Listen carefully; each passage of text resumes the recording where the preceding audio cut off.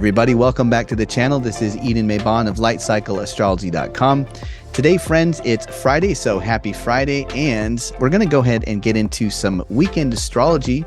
What I like to do on Fridays is always talk about any transits that are coming through over the weekend.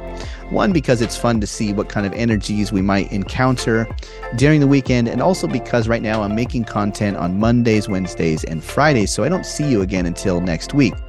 So one thing that happened as of yesterday that we didn't get a chance to talk about this week was Venus's entrance into the sign of Taurus. And then this coming Sunday, we're going to have Mercury entering the sign of Aries. So two really positive ingresses of planets into new signs just before the spring equinox that is happening next week and the new moon.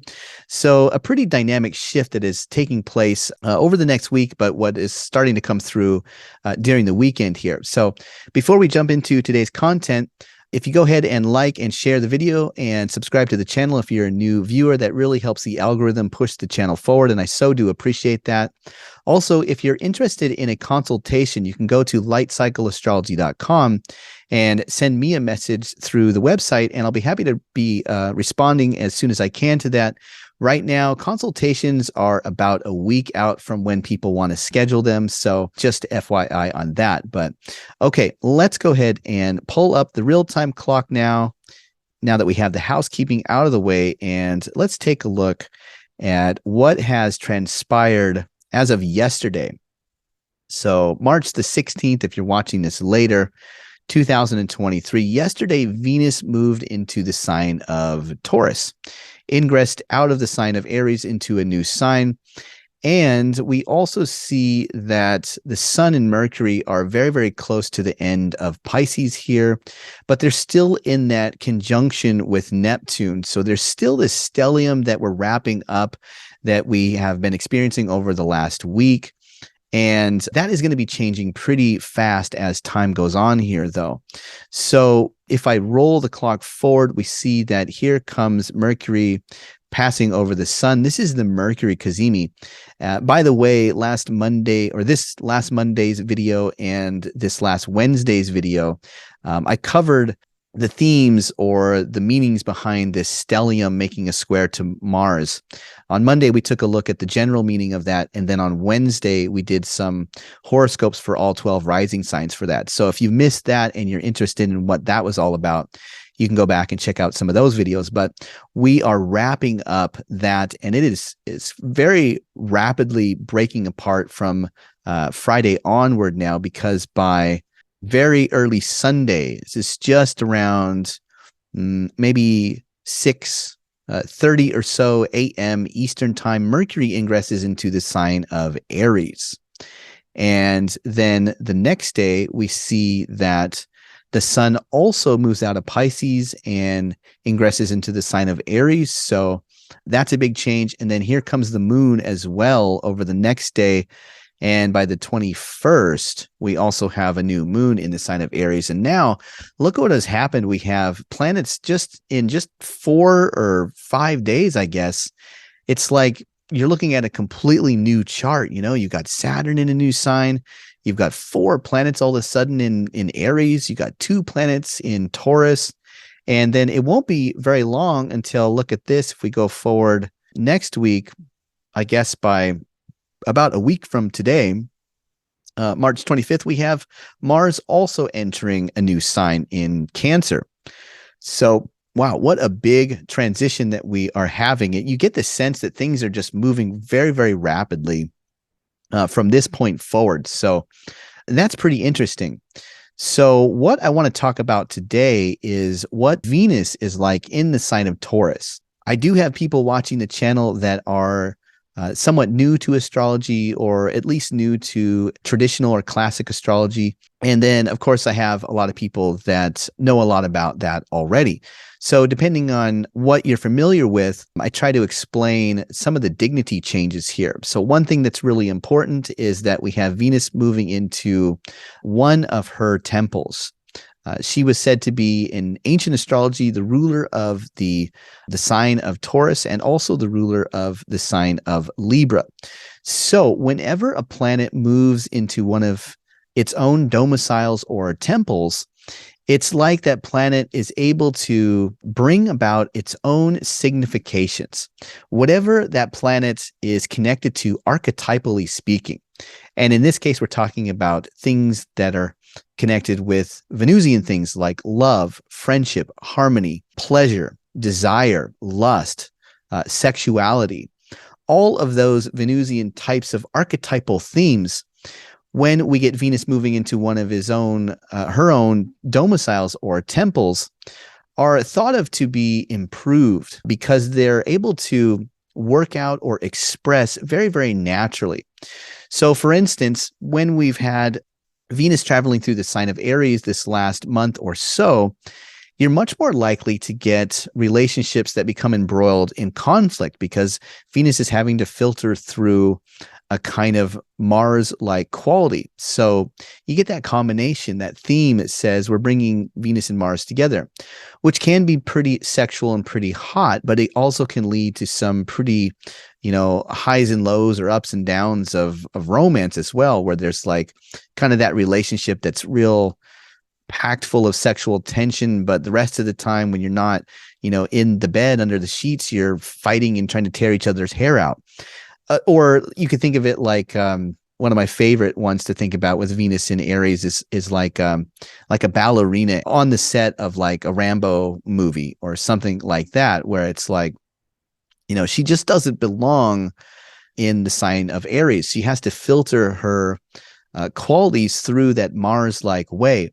So, for instance, if she's looking for a way to bring about peace and she looks around as she's traveling through the sign of Aries, all she can find to help her out are Mars kinds of things. So there's going to be like grenades and rocket launchers and stuff, and that doesn't really help her natural tendencies towards peace.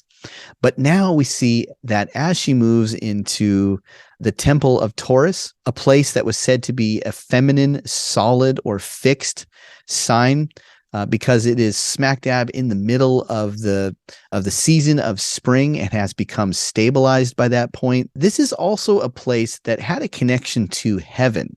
Very interestingly so. It was sort of associated with these heavenly desires. And it was a time of year that the sun is rising more and more in the sky every day. And that's what brings the longer days of summer and the hotter weather of the spring and summer as time goes on. Taurus is also the sign where the moon was said to be exalted or lifted up. And that was because the moon represented general fate or fortune. And the ancients said that, or described it like in Taurus, when fortune is lifted up at this time of the year, nobody can bring that down. As the days get longer, as beauty comes back into the world and there's new growth of the springtime, and there is this movement away from the cold darkness of winter, it's like, who could stop that? Who could stop springtime? And so in the broad, this is generally a pretty hopeful time of year that really captures that desire and sexuality and fertility of the springtime, the brightness of light increasing or growing very steadily, heading towards the summertime now. That's sort of the quality. So a Venus in this temple is very much capable of signifying any number of things that are improving, that are related to friendships, love affairs, peace in the world, even things like the sustenance of food and the availability of things that bring luxury or comfort. So you get the sense that things could be improving in a pretty good way. For instance, in the recent year, like past year, we've had shortages of things. This could be a time where we see things that were in short supply being all of a sudden abundant again. This could be also a time where maybe some of the conflict in the world is able to reach a sort of peace agreement and things maybe calm down a little bit with maybe things like the Ukraine war, right? One could only hope. But this is definitely a time where it's like peace is more conducive. So that is a pretty positive thing in the broad. and something to definitely look forward to that is quite different and is changing the scene big time. Okay, now another thing that we want to talk about today is Mercury this Sunday entering the sign of Aries. So this is also a really positive improvement. And the reason is because if you missed this last week's videos, one thing that we talked about was how Mercury, having traveled through the sign of Pisces, was during that whole period opposite to the sign of Virgo, a place where Mercury is in one of his own temples. And Virgo is also the sign where Mercury was said to be exalted or lifted up.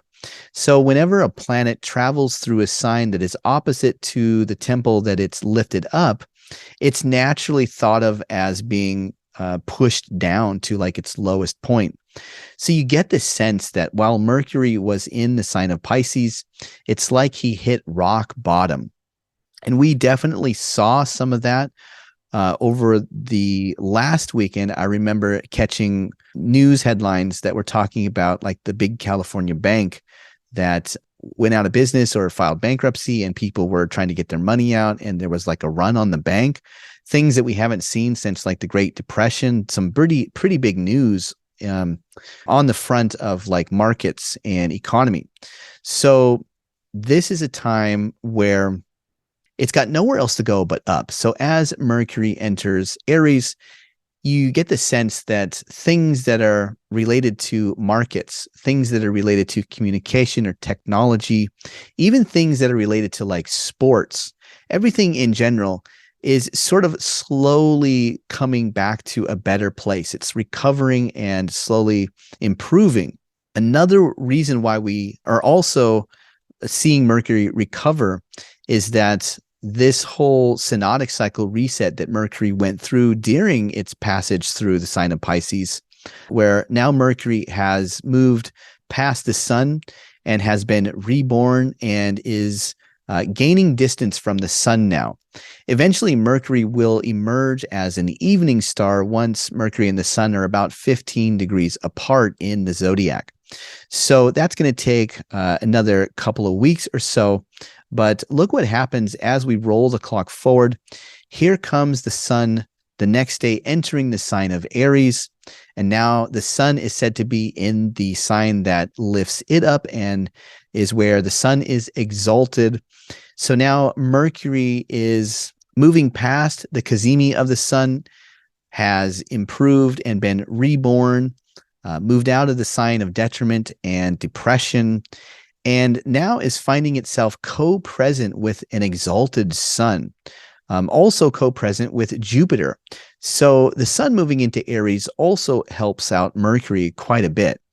And this is a pretty rapid change. So I would expect that over the next couple of days and on into the beginning of next week, there could be some very drastic improvements just all around us in a bunch of different ways.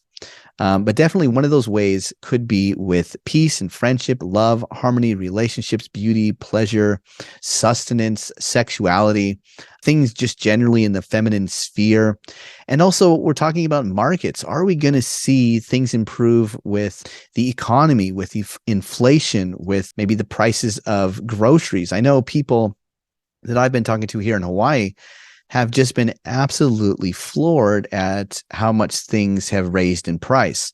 So one thing that could improve that would be like obviously very positive is prices of things maybe becoming a little bit improved as Mercury moves in. But of course, this could be anything from technology to just having an easier way of communicating what it is that we want. Now, I suppose one of the downsides of Mercury being co-present with an exalted sun and Jupiter in a Mars-ruled sign, could just be that this is a time where you're probably not going to watch what you say. If you think it's probably just going to, vomit out, and it may cause conflict or contention, right? It's sort of a Mercury that is just going to be like really apt to not think as slowly and just, do something or say something that could be boastful or prideful or arrogant or just contentious. So that's sort of the shadow side that you could see with Mercury in Aries. But I certainly noticed that while Mercury was in the sign of Pisces, me personally, I had a lot of imagination with Mercury in Pisces. There were a lot of things that were flashing through my mind, but being able to articulate them was sort of the rub. I wasn't able to always express very easily what it was that was sort of happening inside. I think now one improvement that we could see is that while I guess we have to be a little bit cautious about saying things that are potentially hurtful to other people, it's going to be a time where I think the mind is just clears up so much. It gets away from Neptune and Pisces. It gets out of the sign of its fall and detriment, is moving away from the sun and those malefic rays of the Piscean beams that were sort of causing it damage, moves in conjunction with a benefic. These are all things that are just really positive in the main, I think. So I would expect something like a clear mind, clear communications to be improved. Maybe it's a time where you fix your car or get a new car, something like that. So that is what I have for today. Thanks so much, everybody, for watching. I hope you got something good out of this, and I hope you all have a wonderful weekend. I'll be back again on Monday for some more astrology, and we'll be talking about the sun moving into Aries in the spring equinox and the new moon. So big astrology to come. But anyway, I hope you have a great weekend, and I'll see you soon. Bye for now.